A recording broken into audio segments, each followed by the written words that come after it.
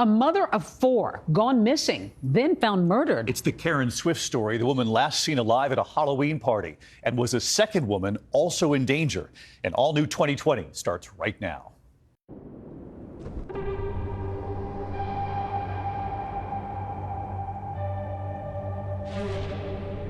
It was a really big deal. This beautiful blonde-headed lady comes up missing after a Halloween party. It was just supposed to be a fun night out, adults only. What's the overall view of this young mom who suddenly goes missing? People liked Karen, they liked being around her. Tonight, the shocking trial and the ex-wife you'll only see on 2020. This is a man I was married to that I shouldn't have been afraid of. But what about his first wife? My mom was going out more, which made me start to question why. When they found Karen's vehicle, it had a badly damaged flat tire. It appears that this screw was manually inserted into the tire. It was literally screwed into the tire. So this is where you found the smashed cell phones? In this area here. Not one, but 2 smashed phones. I thought maybe somebody saw her walking and grabbed her. She doesn't hold back. I can see Karen going over there and letting him have it. This case is wild, to put it mildly. It's wild because the circumstances are just so unique.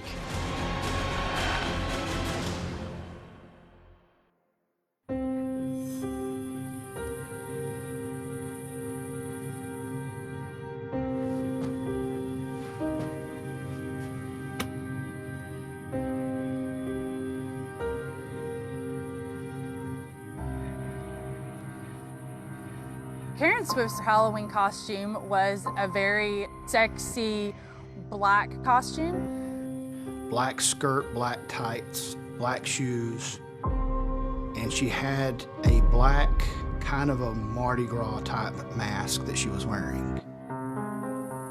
I think she was supposed to be a cat. She had a skirt on. It was very form-fitting. So it was va-va-voom. It was.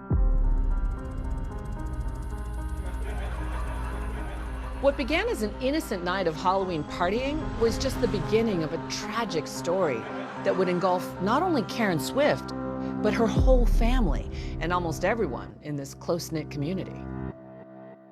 There was going to be a costume party on October 29th of 2011. It was held at a place that here in Dyersburg it's called The Farms. It's a country club that's attached to the golf course. Dyersburg, Tennessee is just a small hamlet in western Tennessee. It's not far from the Mississippi River. Dyersburg is a small, very closely knit town. Everybody pretty much knows everybody. I think the majority of the population still has that old Southern hospitality, kind of greet everybody, wave. If you know somebody when you're driving down the road, you wave to them. There's only 38,000 people here. Most people have grown up here, lived here their whole lives. And I think that you take the word of mouth and you add the social media aspect to it now, and everyone is almost always in everyone else's business. 44-year-old Karen Swift marries husband David in 1989. Originally from Arkansas, they moved to Dyersburg, Tennessee with their family about 2 decades later in 2008. When I first moved to Tennessee, I really liked it. I enjoyed it. It was very peaceful, and getting to know all my new friends and, meet new people was fun. They didn't know anyone in Dyer County, and they made the move here, apparently for the schools. There are some good schools in this area. Together, David and Karen Swift had 4 kids, 2 boys and 2 younger girls, including their daughter Ashley. Growing up, my mom was very involved. She loved taking us to sports, dance, cheer. She just had that very caring and nurturing personality. She was just a wonderful mother. She would do anything for her children. They were number one in her life. They came before anything else.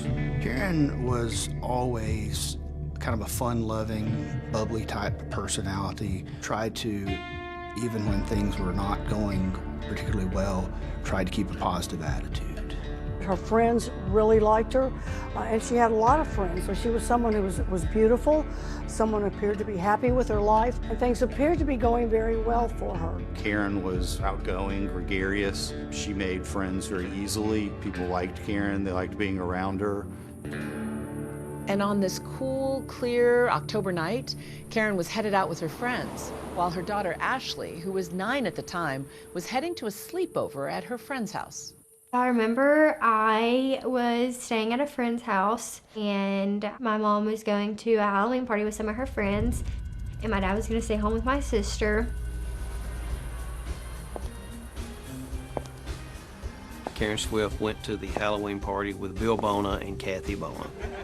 The party was hosted by 15 to 20 different couples. The women kind of did all the decorations, put everything together. The guys just kind of showed up. And it was just supposed to be a fun night out. Adults only, dress up, have fun in a costume, and just socialize with one another. Karen arrived at the Halloween party probably around 8 or a little after 8 p.m. That night, Karen was in a pretty good mood. I mean, she was able to go out on the dance floor and talk to different people. People were drinking, having a good time. Music was playing. People were out dancing. Karen was walking around, talking to several people. I remember seeing her on the dance floor at least one time. And she left with Bill and Kathy Bona probably around midnight that night. And they went to McDonald's to get some French fries. So they went through the McDonald's drive-through and then went home to Kathy and Bill Bona's house. While they're at Bill and Kathy's house, she gets a call from her daughter, Ashley. When we were starting to go to bed, I decided that I wanted to go home. I called my mom and asked her to come get me. Karen immediately told Kathy, I've got to go, my baby's sick, I'm gonna go pick her up. So she did. She left, she went and picked up her daughter at a friend's house and then went home. By now, of course, it's around 1:30 in the morning, the next day, October 30th. On her way home, Karen texts her husband, David, to let him know she's heading back to their house. When she told him about going to pick up Ashley, he sent her a text response about the garage door is closed, come in the side door. And then they arrived back at the Swift home around 2 a.m. that morning. Karen goes to sleep downstairs, while her husband David is sleeping in a different bedroom upstairs. David did not get up until the next morning around 10 or 10:30 when the girls woke him up. It's now that the Swift family's entire world turns upside down. The next morning, Karen was not at home. The girls were the first ones, according to David, to tell him that their mother was missing. Remember, Karen and Ashley had returned home around 2 in the morning and went to sleep. But now it seems that sometime after that, Karen had somehow disappeared. Between the time of probably 10 and 11 o'clock, Kathy Bona, her friend, had been trying to call her. David Swift, her husband, had been trying to call her. And so now people are starting to get seriously worried that something's happened to her. After Bill and Kathy Bona didn't get a response from her, they kind of said, well, something's not right. So they called David and asked him, where is Karen? And then they called the sheriff's office and said that she was missing. Shortly after that, David made a phone call to the sheriff's department and reported that his wife was missing. Karen's disappearance quickly became a mystery, and it would begin with the discovery of her abandoned car, a key piece of evidence that transforms this from a missing persons case into something far more sinister. So she shows up missing. There was a lot of different theories about what was going on. There were many clouds of suspicion.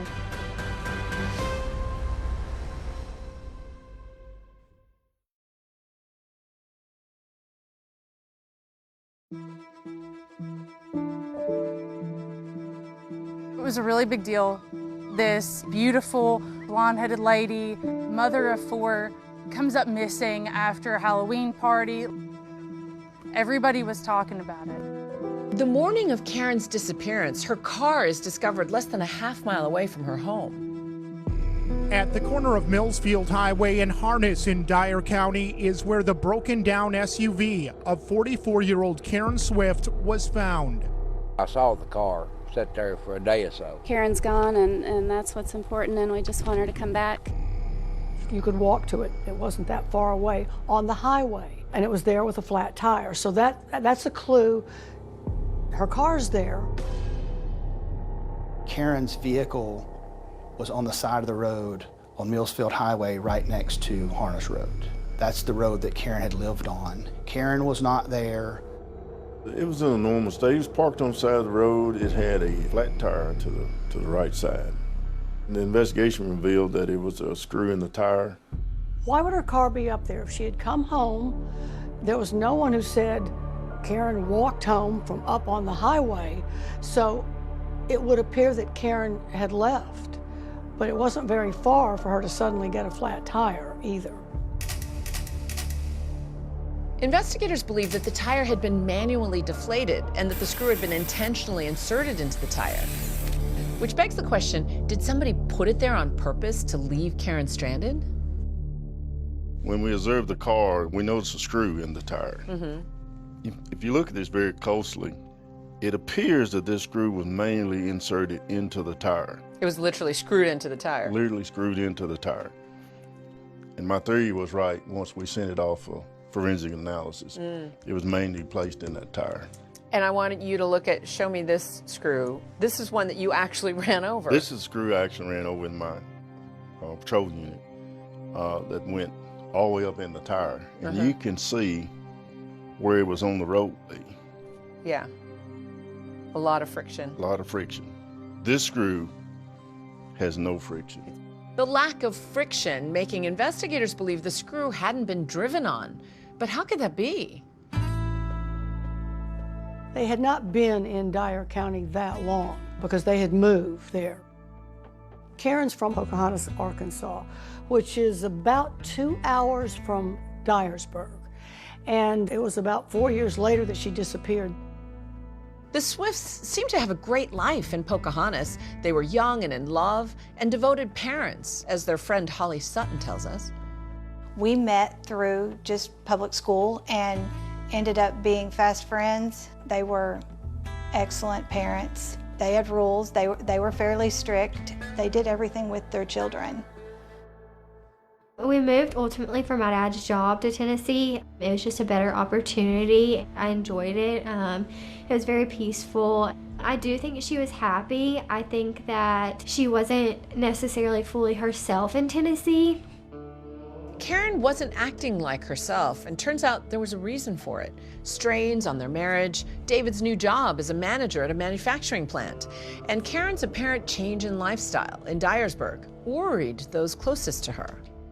She had just mentioned to me that it was very different. She just said that, she says, I don't know that you would like it here. But she did say that she was meeting people and getting out. I was used to her tucking me into bed every night or being home every night, getting up with her and going to the gym, and that kind of slowly stopped the longer that we lived in Tennessee.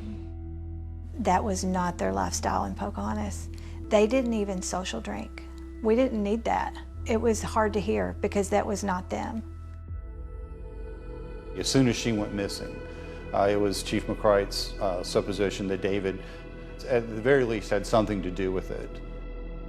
And we finally just decided that, hey, he's going to be the only person that can really help us in this case to tell us about where his wife might have gone.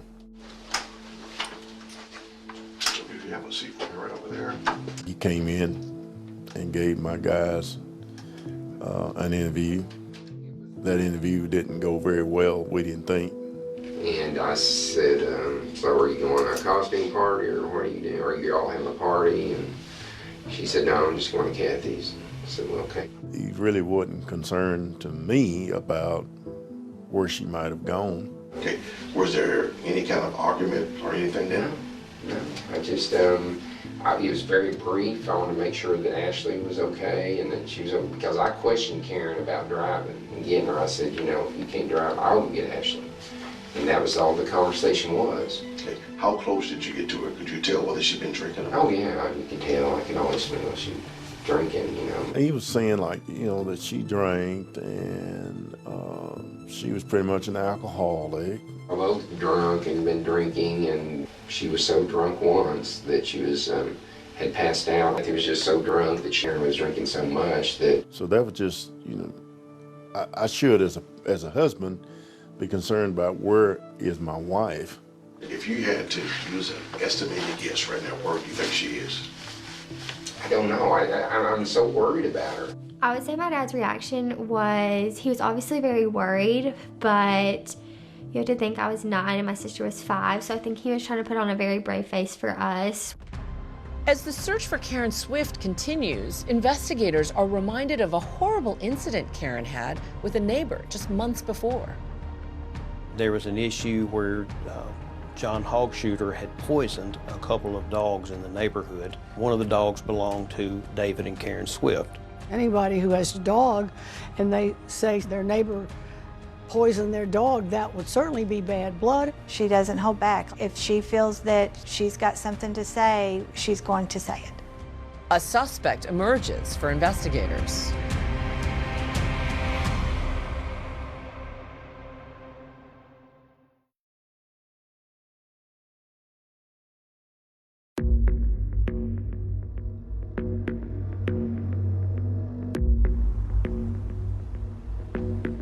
As the search for Karen Swift continues, investigators cast a wide net for suspects and leads.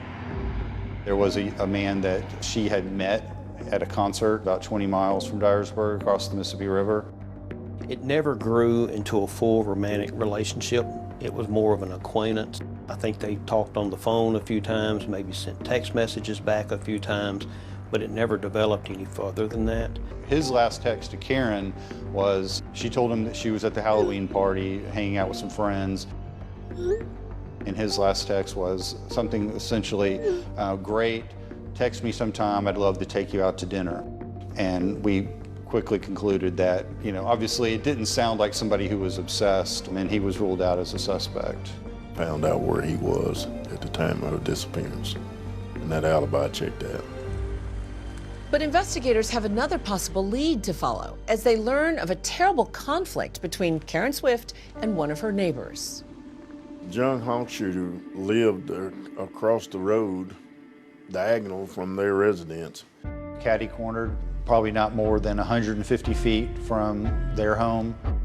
Mr. Hogshooter had previously had a criminal matter charged against him regarding some sort of issue with one of their dogs. He had gained some notoriety in the neighborhood. He's kind of a rough around the edges fella, generally. There was an issue where John Hogshooter had poisoned a couple of dogs in the neighborhood, and one of the dogs belonged to David and Karen Swift. He put some poison, some sort of poison concoction out on his property. One of the Swift's dogs got into the poison and was also sickened. The Swift's dogs did not die. On October 7th, Karen actually went to this man's house to confront him about her dog being poisoned. John was eventually charged with animal cruelty in that case, and he actually pleaded guilty. While one neighborhood dog did die from the poisoning, the Swift dog managed to survive after being rushed to the vet and having its stomach pumped, the incident creating bad blood between the neighbors. Anybody who owns a dog and they say their neighbor poisoned their dog, that would certainly be bad blood. I know Karen and the Hogshooter guy, I knew of the fight they'd had. She doesn't hold back. She doesn't hold back. Like, if she feels that she's got something to say, she's going to say it. When she was missing, he became one of the first suspects that the sheriff's department looked at.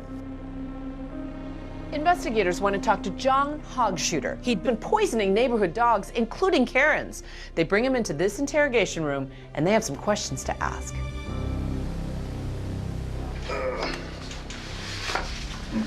General, what I want to talk to you about, I'm going to just shoot straight from the hip. Are you aware of what's going on out there where you live? Yeah, I'm well aware of what's going on out there. What I'm trying to do is clear people. And And I know that the incident that happened with the dogs out there, I know all, about that because of the prior investigator that had been working that case. What I'm trying to do is find out your whereabouts on the 30th from that Saturday.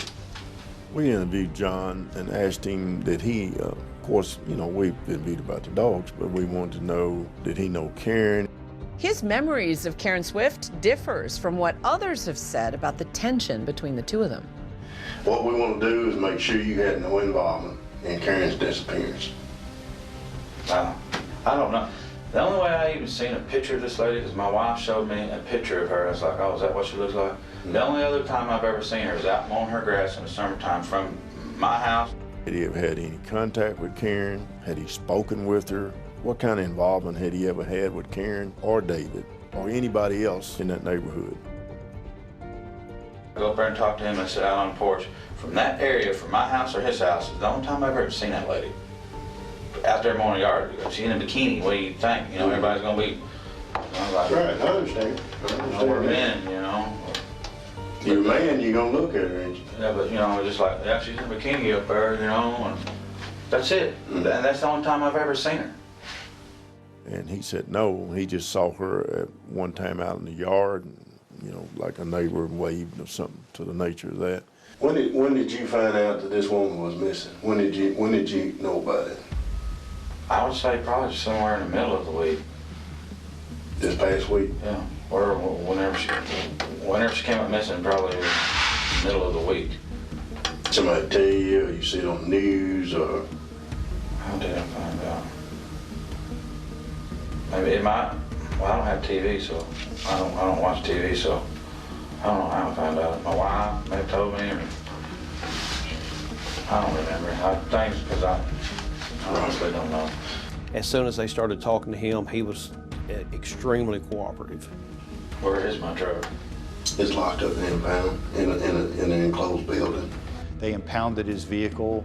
They got a search warrant, searched his house. What I'm trying to say, if we want to look at your house, I'd rather for you not to go home before we got there.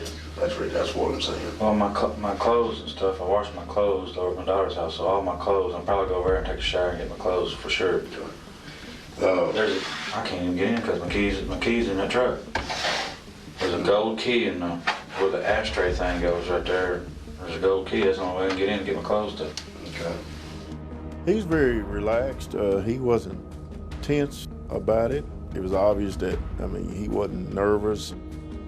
I thought it was a good interview. There was no evidence in the end that pointed that John Hogshuter had any knowledge of this at all. But then investigators find Karen Swift's 2 cell phones, almost totally destroyed, near the property of John Hogshuter. Finding these 2 phones very close to John's property was very concerning for the police. When we discovered the phones, they were damaged. They were crushed. Somebody might have stomped them and then pitched them there.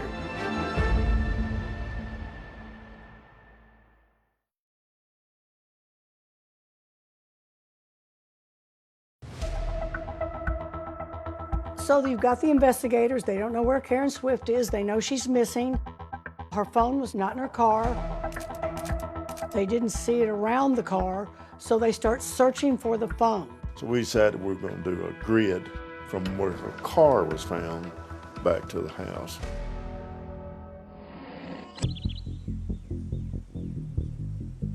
So this is where you found the smashed cell phones? In this area here, the phones were found. Yeah.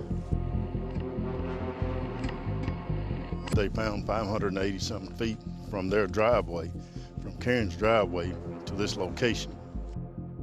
A highway patrolman comes across not 1, but 2 smashed phones. This is images of them, right? They were shattered.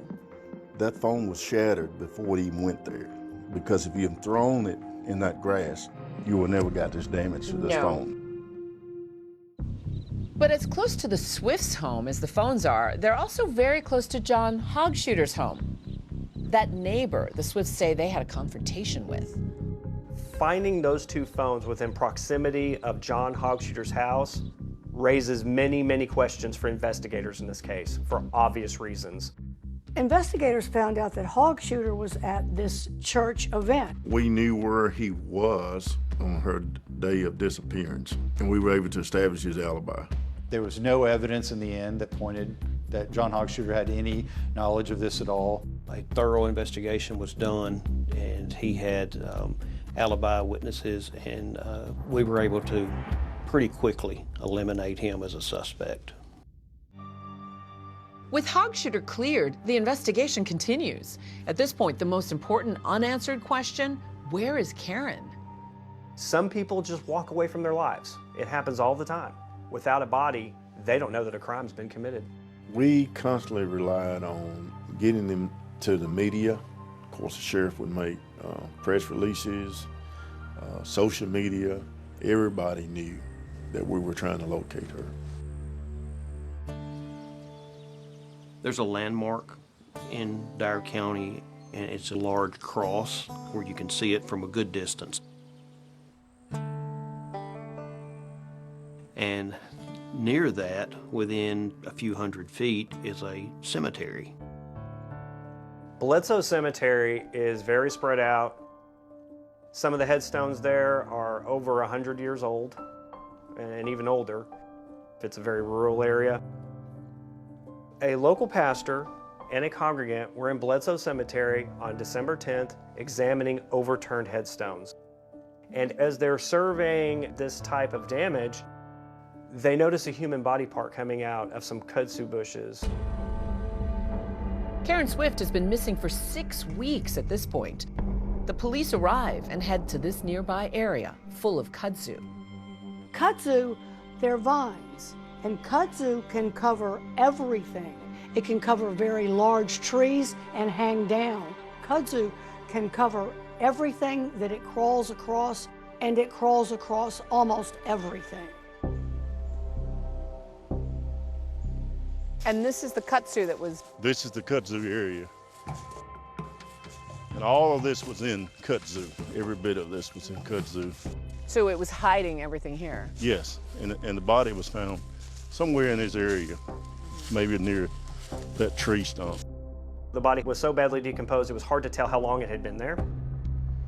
One thing was very clear, though. There was almost no way that this person just wandered off and somehow found themselves underneath these bushes and then somehow died. They certainly have an indication that it's a female, but they're not positive that it's Karen Swift. The body was found with just undergarments on. Yes. What does that tell you? Well, it lets me know that she did not leave the house dressed like that. The body is sent to the medical examiner, and dental records make the identification official. It is indeed Karen Swift. We went to the home to make the death notification. And we told David that we had found Karen. And his very words were, "You found it." You know, and we all like, "We found your wife, Karen. You found it." I don't have any audio or statement that backs that up, but I don't know that that statement proves anything. I know that the officer was trying to make something of that, but it's, in my opinion, not an admission or anything other than you found it. The 44-year-old's body was found near Bledsoe Cemetery, just 2 miles from her Dyer County home. Police identified Swift's body Sunday using dental records. They're not saying how she was murdered. No suspects have been named. Maybe it was just my dad who sat me down and told me that they found my mom, but I remember my dad being kind of very calm. He explained it in a way of mom's not coming back home and this is a new reality. And I think that he was trying to say it in the best way possible, but there's not really a best way possible to say that. It was one of those days where you just go numb and you just cannot believe that this is what it came to. And why? I was very upset when her body was found because of the kids and also David. And he was wondering what in the world could have happened. I thought maybe, maybe somebody saw her walking and, grabbed her or things like that. But the more I thought about it, I thought there had to be a little bit more to it. The autopsy revealed that the cause of death was blunt force trauma to the head. One thing that we were not able to tell was whether there was strangulation involved. Investigators may not be certain how, but they are now convinced Karen Swift was murdered. As they try to figure out who did it, what did they find under a spare tire?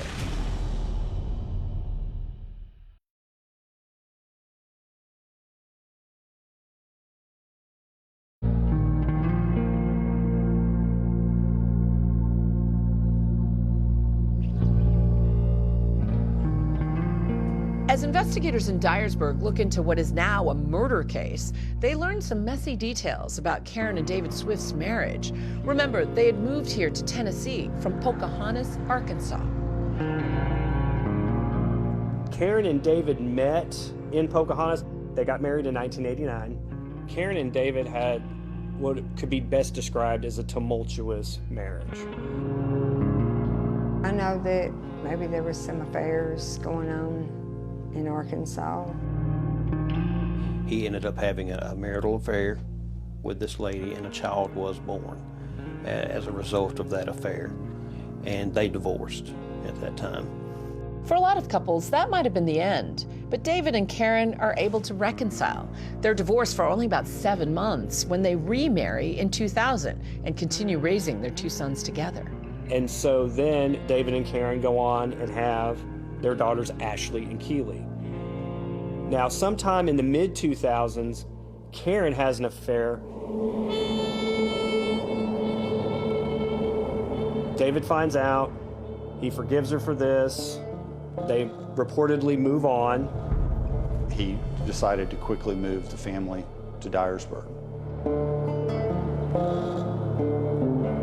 So it's David and Karen living in the new house with 3 of their 4 younger children. The oldest son was now in college. He felt like if they didn't get away from the problem they were having in Arkansas, their marriage would never work. And it did, I mean, they had got along for quite some time, and then things went from bad to worse. That's because once the couple moves from Arkansas to Tennessee, more problems spring up. Karen makes new friends, and David and Karen have very different views about what happened next. It didn't seem like David was happy with those friends, and they weren't especially happy with David either. It was clear that once she started this friendship with these new friends, that she was moving away from David. It was midnight. I heard her sneaking out of the house. He talked about it in that police interview. I've seen nights that she would speed down the drive and Ashley's chasing after her and stuff, not wanting her to leave and go out at night. It did get to a point where I feel like there was a little bit of shift in my family, and my mom was going out more, which made me start to question why. As investigators learn details about what was going on, questions are raised about the nature of David's behavior towards Karen and if his alleged behavior crossed a line. When David got upset is when Karen would be absent from the house. He wanted to know where she was. He would wake up, she would be gone, and he would get out to see where she was at. David might be following her, but to him, it made perfect sense. He told people he had reason to worry about her and their kids. And his attorney says he thought she might be cheating on him. If it's late at night and your kids are in bed and you're home after a work day, you might understand why somebody would say, hey, what's going on? Or can I ask you some questions? I think David just wanted his wife to be at home where she should be with him and the kids. She claimed it was controlling. I don't think so. But Karen let it be known she had had enough. She wanted another divorce. Karen wanted to file for divorce because she felt David was too controlling of her Frankly, if we had to go to court, the inappropriate marital conduct would have been what I would refer to as kind of a stalkish behavior. But Karen doesn't have enough money of her own to file for divorce, so her good friends, Bill and Kathy Bona, loan her the cash. Not only that, the Bonas say they gave Karen a second phone to use to get around her husband, to talk to her divorce lawyer. Karen told me that she had a secondary phone, that the number that she was talking to me on was a secondary phone, and she did not want him to know that she was calling and talking to me about a potential divorce. Investigators understand why they found those two smashed and discarded phones. She was afraid to be present when he was served. It was a substantial amount of money that she was asking for, so I think that had a big impact on David when he received that. And in the meantime, the couple continues to live together in the same house. She was living downstairs, and David was sleeping upstairs. I didn't notice anything different, you know. We all went about our business. She chose to live in the home. And my take on it was that she wasn't afraid of him. She didn't ask for order of protection because there had been no issues of physical violence. David continued to say things to Karen, wanting to call the divorce off. He wasn't happy about the divorce.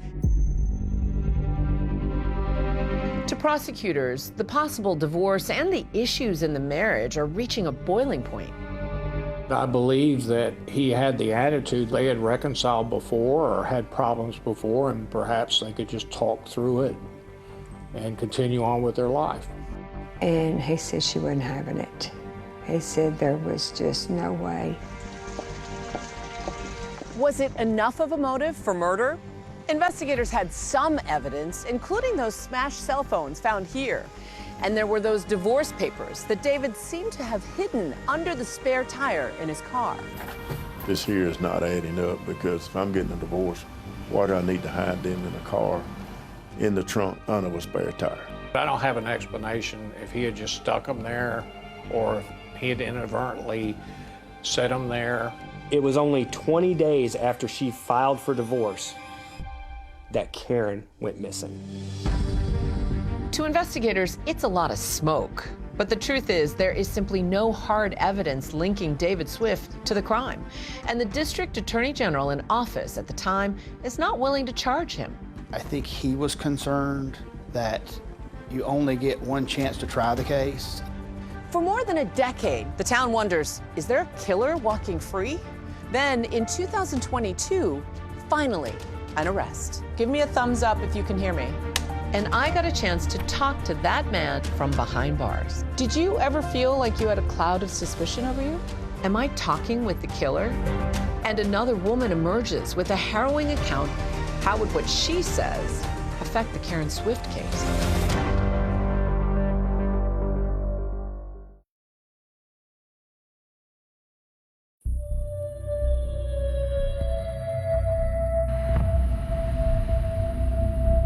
The night that Karen was last seen, she went to a Halloween party.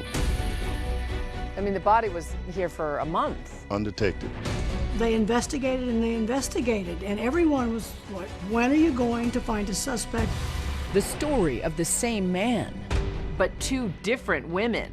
One of them killed, one of them claiming she was stalked. And there he was, in my backyard, in the middle of the night. This is too much.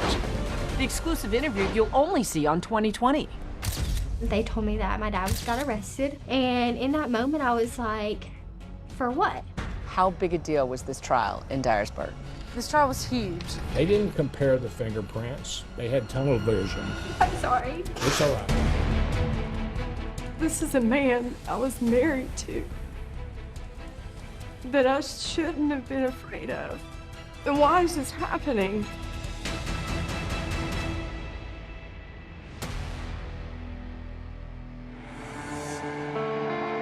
Today we've intensified our search. We have combed through the areas again. Karen Swift is a 44-year-old housewife, mother of 4 in Dyersburg, Tennessee, and she disappears in October 2011. Her car turns up not far from her house. Car was locked, secured. There was no signs of foul play in the vehicle. It was puzzling. I really didn't know. I didn't know what to think. So after Karen goes missing, the police talk to her husband, David. I just ordered to come home. And they learn that there are serious problems in the Swift marriage. Well, have you filed for divorce? She filed on the 5th. And we, of course, had a regular caseload. It wasn't something that we could just drop our normal caseload and start going through. By then, David Swift has left town. He has a whole new life and a new wife, Kelly Essman. Single Christians, good news. At ChristianMingle.com. I met David on Christian Mingle in January of 2014, and we dated for about 2.5 years, and then he moved to Alabama when we got married. My relationship with my dad during this time period was very good. He made sure that we still had as normal as a childhood as we could, even into our teenage years, you know. He did start telling me a little bit about Karen and the fact that she had come up missing. He actually asked me to run a background check on him, and the background check comes up clean. You know, none of the news stories showed that he was a person of interest. They didn't say that he was a suspect. It was okay. I think they had a wonderful relationship. Everybody got along. It may have started out that way, but Kelly says cracks started to form in the marriage over parenting issues. And she says David never wanted to discuss her concerns. Over the years, she says it grew worse and worse. There were challenges, and with all blended families, there are, you know, and that's where it started going downhill. We both went to therapy. So I finally just decided I can't go back. This is too much. He finally said that he would file for divorce. But they have no idea that back in Dyersburg, there's been a break in the Karen Swift investigation, thanks to something completely unrelated, the COVID pandemic.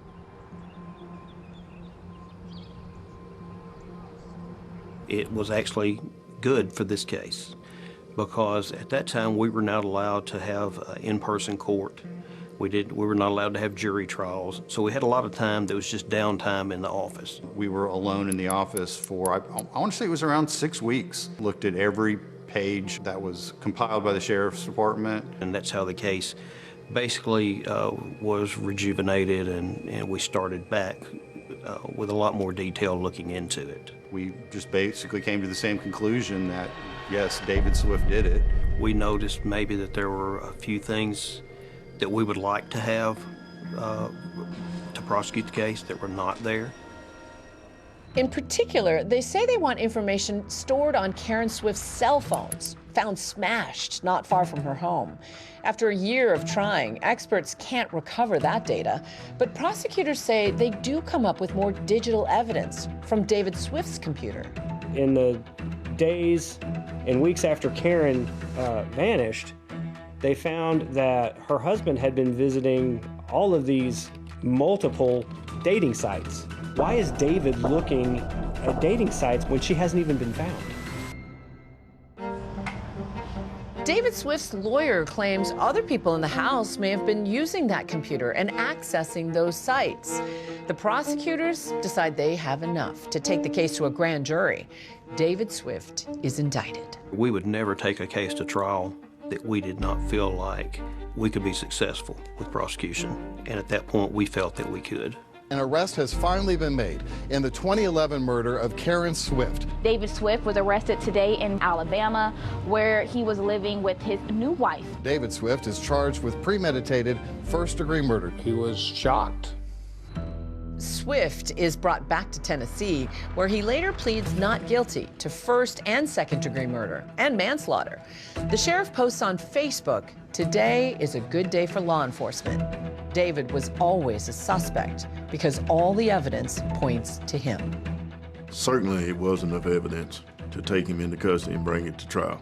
Every rumor, every piece of information that came in, we followed up. No one else had a motive. No one else had the opportunity, and he had all of those things. They told me that my dad got arrested, and in that moment I was like, for what? What could they possibly have that they arrested him for? Something that happened so long ago. I think they just wanted to make an arrest to say, we got somebody, because they were getting so much flack from people. There was nothing groundbreaking, no scientific evidence or anything other than what was in the file. Now, I'm not saying that Danny Goodman or his office did anything unethical or improper, but sometimes when pressure is applied or pressure is present in a situation, decisions get made, and we just disagreed with his decision to charge David Swift. I remember getting that first phone call from him after he was in the jail, and I remember his first words weren't, you know, they weren't about him, they were about us, and that everything was gonna be okay. I spoke to David Swift in a jailhouse interview. David, because this is the moment to clear the record, did you kill your wife? No, absolutely not. She wasn't afraid of me one bit. We never had no domestics, no violence. Because of the pending criminal charges, Swift says he couldn't talk about the details of the case, but he denied any violence in the marriage. So you said no domestics, meaning you never hurt Karen? Never. Never raised a hand to her? And on no female, ever. And I sure wouldn't do it to my wife or the mother of my children. But, you know, I loved her. And I still love, you know, her today. But before he goes on trial, accused of killing Karen, a truly shocking development. New details emerge about David Swift's alleged behavior with another woman, and he faces another criminal charge.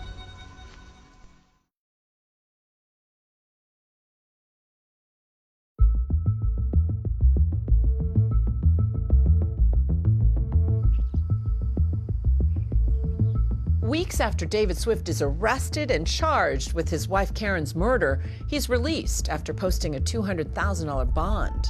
But in a truly wild turn of events, Swift's legal troubles follow him home to Alabama, where he faces accusations of stalking, this time from his estranged second wife, Kelly Essman. I was not afraid of David during the marriage. Towards the end of my marriage, I was not necessarily afraid of him. After I separated, there were periods of time when he would call me, asking me, you know, where are you going? You know, I would tell him Hobby Lobby or, you know, just a Target or whatever. And he always seemed to be calling exactly when I would be going to that place. After David's arrest, Kelly claims she found proof that she was being followed and filed for an emergency restraining order.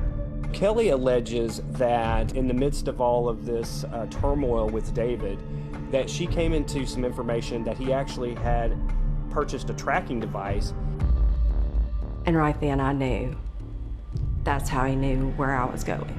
So I knew there's a tracking device somewhere on my car. And we did find the tracking device. Kelly also claims in her motion that David started reaching out to her, sending repeated messages via text and email. I repeatedly asked him to stop. It started with us trying to work out the details of the divorce, but it turned into a lot of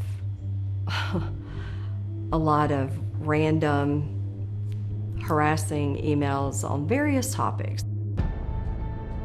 Kelly files for that emergency restraining order, reporting that she was afraid for her safety, that she believes she may be in danger, and that David's stalking and harassment had become egregious. The judge made no findings on those claims, but the restraining order was granted.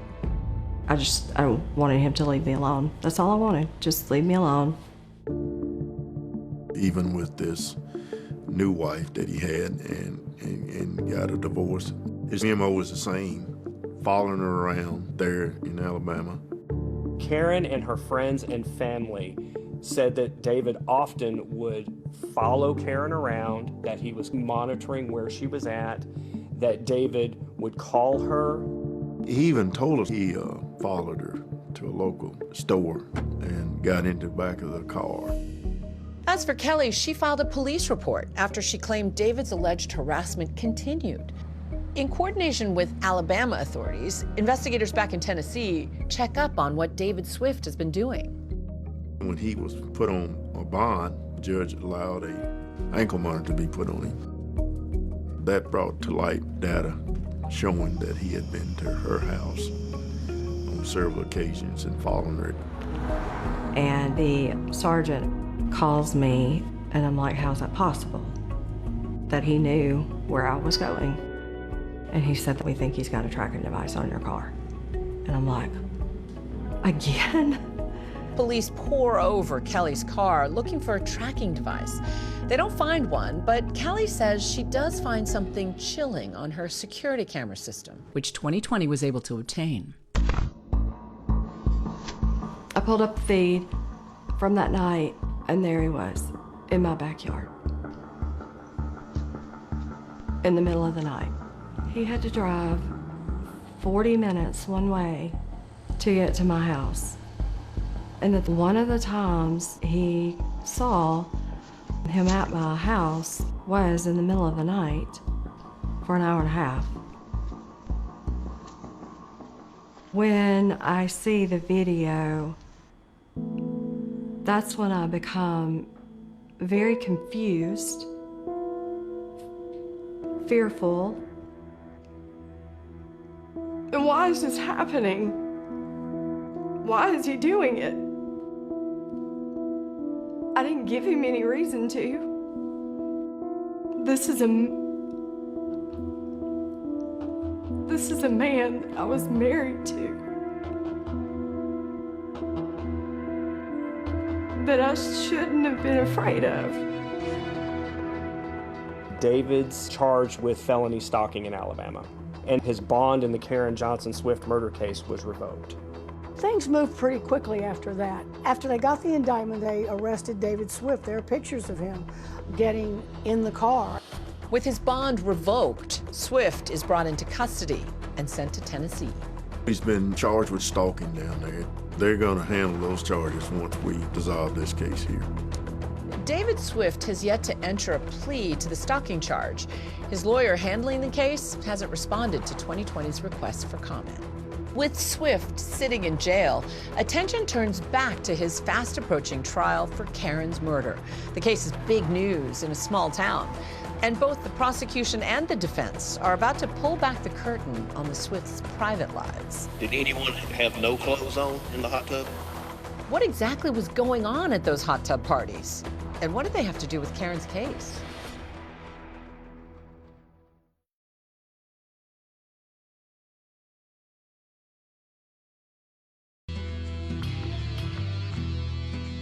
A man accused of killing his wife more than a decade ago is back in Tennessee. We'll bring you inside of the courtroom as both sides prepare for trial.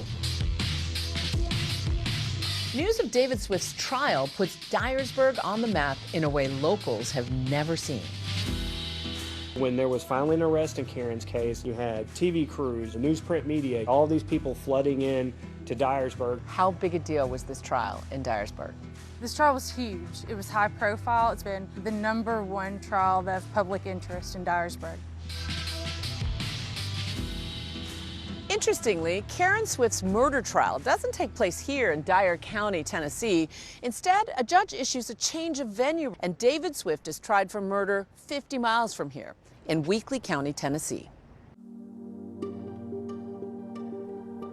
As opening statements begin, the prosecution makes it clear that there is no smoking gun against David Swift. You are not going to see fingerprint analysis. You're not going to see ballistic testing. We will, however, give you several pieces of a puzzle. And when we get through giving you all of those, we think that we're going to have a complete picture. We knew that a jury would want to see some type of weapon that was used for the murder. And it was just, we were never going to have that in this case.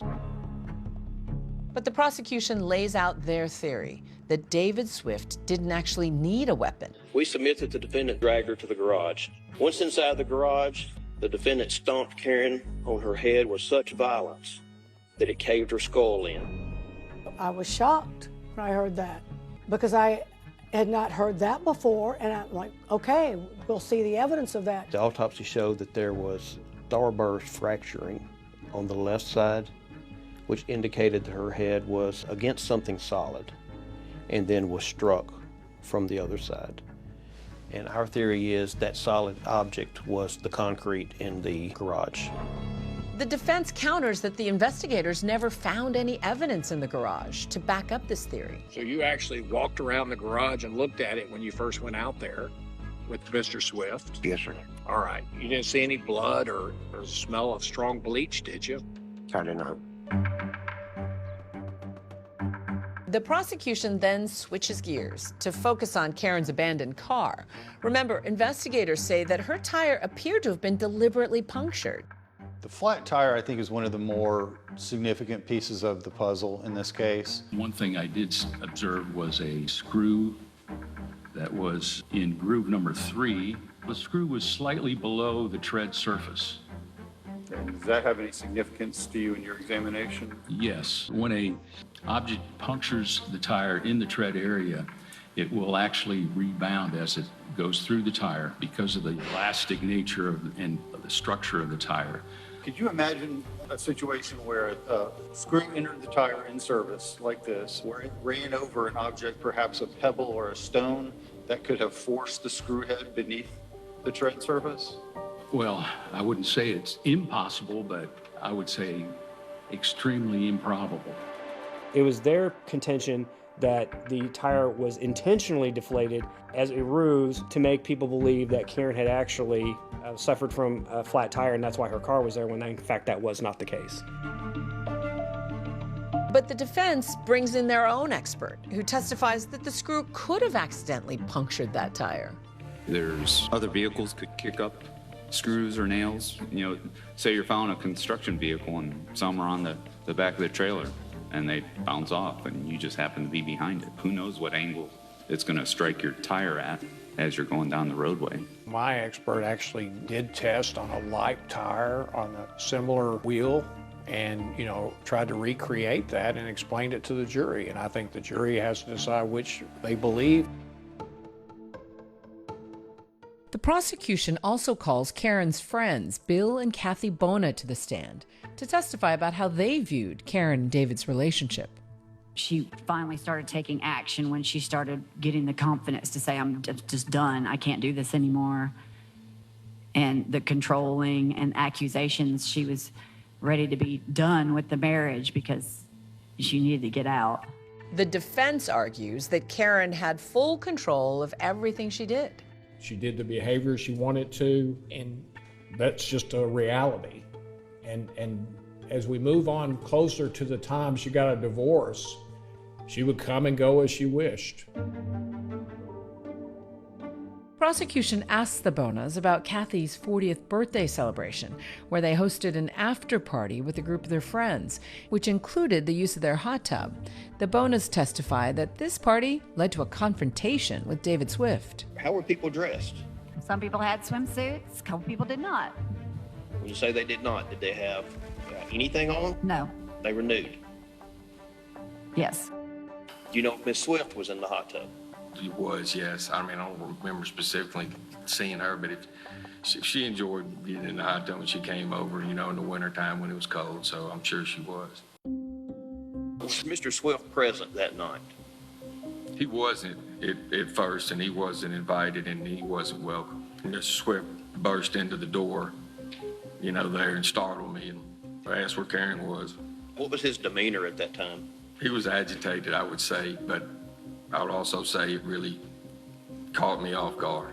I thought, I don't like this, and I went to get out of the chair to go, ask him to leave, basically, and he came down the stairs and left. How did he appear when he came down, as far as his attitude and demeanor? I mean, he came down the stairs and left abruptly and left through the door, quickly enough where I couldn't even really get a word in edgewise. The prosecution plays David's full police interview in court, where he confirmed that he would sometimes follow Karen to the Bona's house. Karen started sneaking out of the house, and she would go to be with Kathy and Bill. And when you say go to be with them, what do you mean, go to party with them, go party and naked in the hot tub in the backyard? There was a lot of information about the hot tub parties and all of that, so it kind of verified the rumors that were going around that something somewhat wild was going on. And there is key testimony still ahead as one emotional witness makes waves. We can call you next witness. Ashley Swift. And David's own daughter prepares to testify at her father's trial. What will she say when she takes the stand?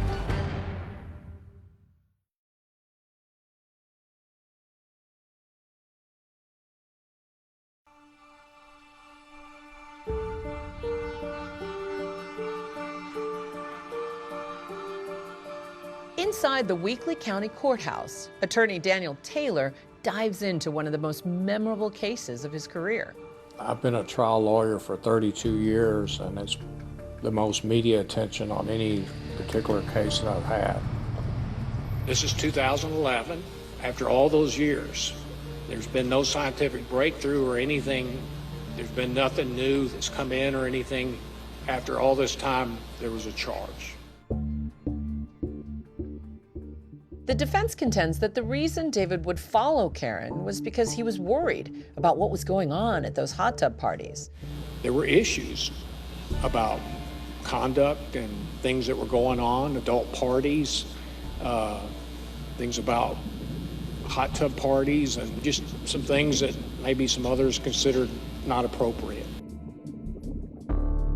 They call her friend, Robin Alford, who testifies that she saw Karen passed out at Kathy Bona's birthday party. Did you see Karen Swift leave the hot tub and go into the house? I did. I witnessed her get up. She looked to me as if she was hot and woozy kind of feeling when I walked in, and I witnessed her laying on the floor. Did you, were you aware whether or not when you first met the Swifts that they drank alcohol or not? Karen never drank before she come to Dyersburg, never. And I don't think that she could handle her alcohol at all. The defense points out that in his police interview, David did express concern for Karen's welfare. I'd have to go get her and drive her home, they call me. And so I was always concerned and worried about her. There was several times I found her in compromising situations. And I did get upset, and I said, Karen, please, why are you doing this? The defense was simple. David Swift did not kill Karen Swift. They said it could have been a random act by somebody who was just passing by, either in a car or on foot. They didn't compare the fingerprints. They just tested David Swift. They had tunnel vision.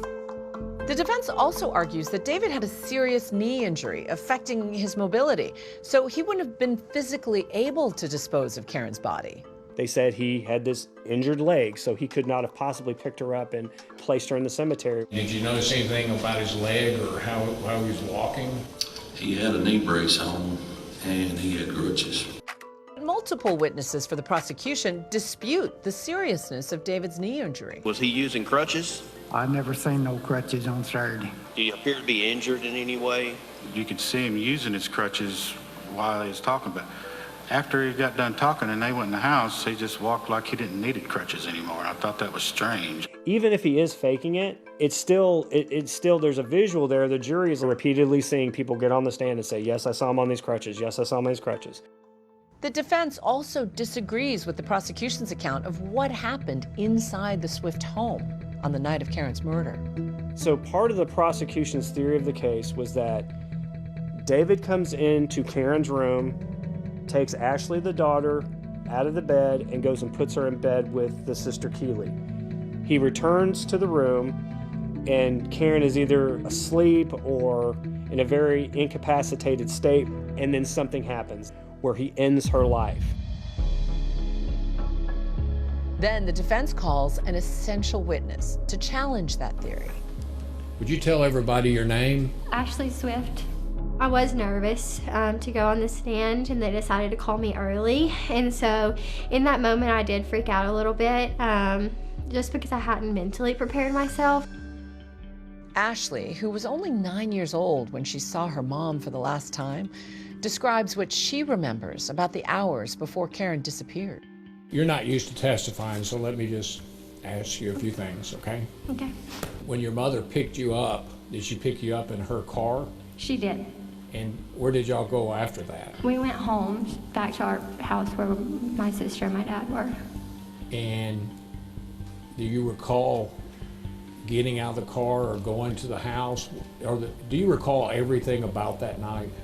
Yeah, we came into the house and we went to sleep in her bedroom. I didn't really prepare for trial.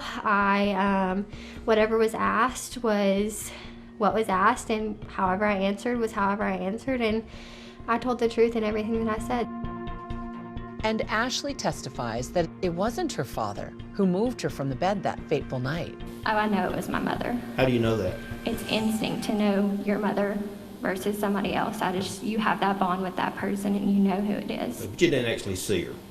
No, but I felt her. There were some times during my testimony where they were trying to, I think, trick me into thinking that what I felt and knew was something else, and I made sure to own that. It was my testimony. So you actually don't know for sure then, do you? I mean, I have a pretty good instinct to feel what my mother feels like. Seeing his oldest daughter take the stand becomes a visibly emotional ordeal for David. I know that it was physically tough, and he knew it was difficult being asked questions. And finally, after 2 weeks of heated exchanges and moving testimony, there are fireworks inside the jury room where lines are drawn in the sand. It was divided pretty much down the middle. It was basically the guys against the girls. As the courtroom holds its breath for a verdict.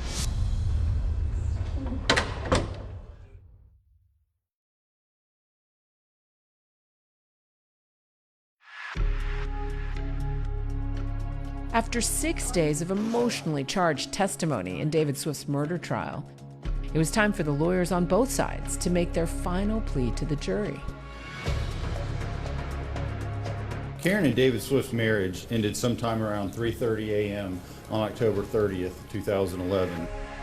Sadly, it didn't end the way Karen had envisioned it might when she filed for divorce earlier that month from David. My job in closing argument was to convince the jury that there was only one person that could have done this, and that's what I attempted to thread all the evidence together and present them with a coherent theory of what happened that evening. There was only one person in the planet that could have killed Karen Swift, and it was David. How do you think the prosecution did in presenting its case to the jurors? I think that General Goodman had a very, very difficult case. It was an inherited case. It was very old evidence. I think that he did the absolute best that he could to try to bring justice to Karen Swift. The prosecutor said that he would put the puzzle together, but the puzzle was incomplete. And so that's exactly what I argued. And that his version of the offense and what he claimed happened was incorrect or inconsistent with what was proven. There is no proof to support the state's theory in this case. You have heard all of my questions. You have heard all of the witnesses. The state said that this was a puzzle that they would put together for a complete picture. There is no complete picture. In order to return a verdict, it is necessary that each juror agree thereto. Your verdict must be unanimous. As it was going to the jury, we all kind of sat around and a bunch of family friends showed up, and we were sitting there trying to figure out, oh, what if the jury's saying this? What if they're saying that? But we really didn't know what was going on in that jury room. We started deliberating. Why don't you think he's guilty? Why do you think he's guilty? We took an initial vote just to see where everybody was, and it was divided pretty much down the middle. It was basically the guys against the girls. According to juror David Liggins, some of those male jurors felt there just wasn't enough evidence to convict David Swift. If you stomp somebody's head on concrete good enough to fracture her skull like it was fractured and busted, and then he can beat every law enforcement and science in the state, I don't believe that's possible this day and time. No physical evidence. But for other jurors, they say David Swift's behavior towards Karen couldn't be ignored. In my heart, I really thought he did something when he knew where she was at and what she was doing, because he was following her. That made me think that, yes, he did something. As the jury was deliberating, things were very tense, and you could sense the tension minute by minute. I actually was not surprised that the jury was deliberating as long as they did. Anytime you have a circumstantial case, you're going to have a lot of discussions, you're going to have a lot of opinions. When the jury went out, it was tense on both sides. Both sides were just waiting. You have no choice other than to talk to your client, talk to his family. And so he obviously was nervous, and it could mean either him going home or either him staying, in custody. After hours of fruitless deliberations, the jury tells the judge they were unable to reach a decision. He instructs them to keep trying. After 10, 11 hours, you're getting tired. Mentally exhausted. Everybody was so tired. They couldn't reach a decision, so they stayed and they went home, and then they came back. It got a little heated, but anytime you got difference of opinions, it's eventually going to get a little heated. Finally, after 2 days of deliberation, the jury announces it has reached a decision. When we walked back in there, everybody was looking, of course. They're going to see if they can tell whether you voted not guilty or guilty. Anybody would have voted like we did. But I do remember looking out in the gallery. I saw one lady, she was shaking, and the longer it took, it was obvious to me that she was becoming more nervous, and this was pretty much the scene inside the courthouse. I just prayed we had done the right thing. Madam Foreperson, has the jury reached a verdict in this case?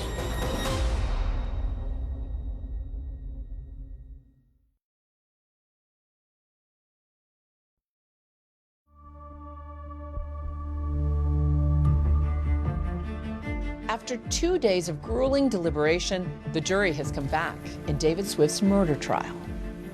Has the jury reached a verdict in this case? No, Your Honor. Do you feel like that it is likely that the jury, on continued deliberations, will reach a verdict? No, sir. I think the best word to describe what happened as the verdicts were being read was shock. Does the jury agree on the highest level of offense, that the defendant is either guilty or not guilty? Yes. What is the verdict in that? Not guilty. The jury came back not guilty on first-degree murder, not guilty on second-degree murder, and they were hung on voluntary manslaughter.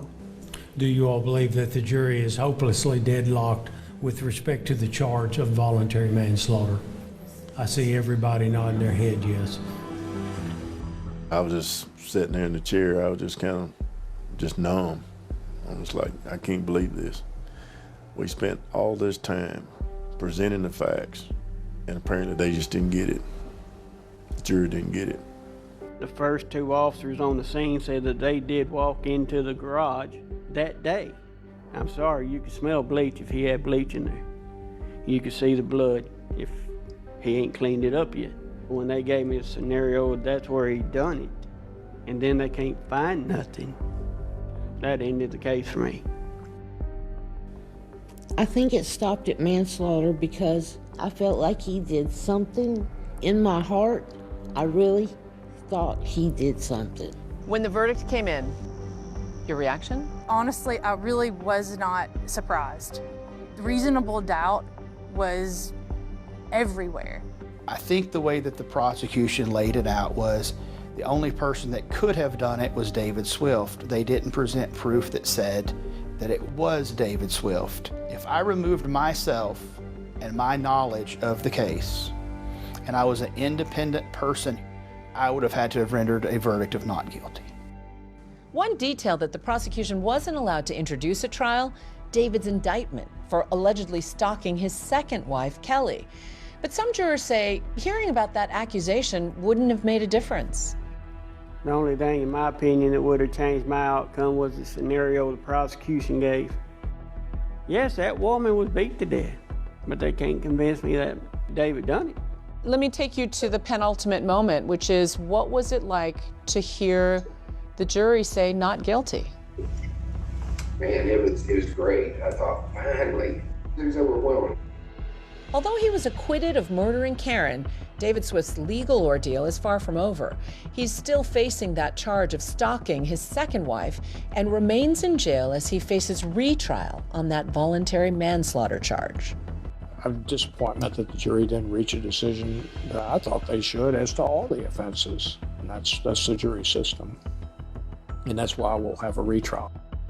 We were confident going into the first trial. We're equally confident for a second trial. And I think that it's something that we can't give up on. It's just something that we have an obligation to do. I'm not really sure what you expect to get out of a retrial when we've already seen the presentation of all this evidence before, and everybody has pretty much already formed a decision on it. And today, 13 years after her mother disappeared, Ashley Swift, Karen and David's daughter, still steadfastly believes in her father's innocence. Moving forward, I'm not exactly 100% sure what's going to happen. I hope that we can get my dad home soon. He is currently sitting in jail for something that, he shouldn't even be in jail for. David has missed out on a lot of special things. He has missed the birth of a grandchild, his daughter's graduation from dental hygiene school, his oldest daughter, Ashley. He has missed Keely graduating high school. What does justice for Karen Swift look like? I think that in a situation like this, I think that we have to unfortunately reconcile with the fact that there may not be justice. I will always remember Karen, and I think everybody should remember Karen by her love for children, that she was a great mother and she was a great friend. I think one of the things I want people to know most about my mom is she was a very caring and nurturing person, and she would do anything for any of us kids or my dad. I would love to have my dad around again and, really fight for justice for my mom.